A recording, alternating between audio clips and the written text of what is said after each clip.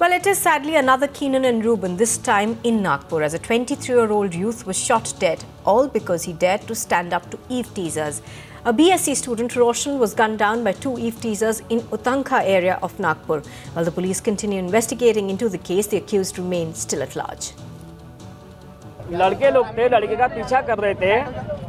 Exactly 2-3 kilometre के दरम्यान से वो लोग लड़के का पीछा कंटिन्यू करते आ रहे थे। वो बीच में लड़की ने गाड़ी स्टॉप किया, लड़के ने अपने भाई को फ़ोन किया। उस टाइम उसका भाई आया, वो भाई के साथ में वो लड़कों का हाथापाई हो गया, मारपीट हो गई है। एक मेरे को मारे उन्होंने, जैसा झगड़ा हो गया वैसा आरोपियों ने कट्टा निकाल के लड़के के भाई के गर्दन पे गोली चला दी और गोली यहाँ से निकल के डायरेक्ट वो बस को टकराई गोली।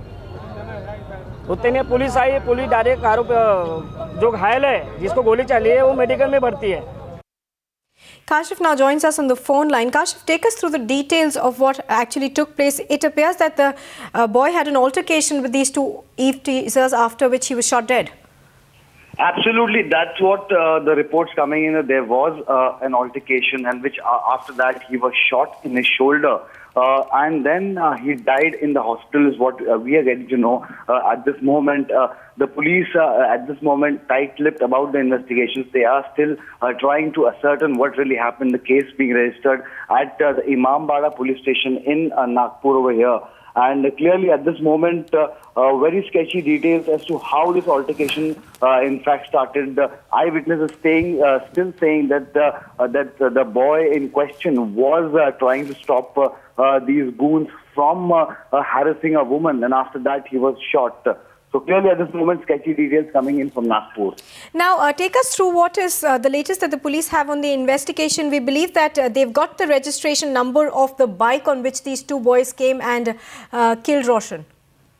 Yeah, the police are at this moment saying that they have the registration number of the vehicle where these assailants have fled, and they are trying to get in touch with the transport authorities to get the details of the vehicle and under whose name this vehicle was registered.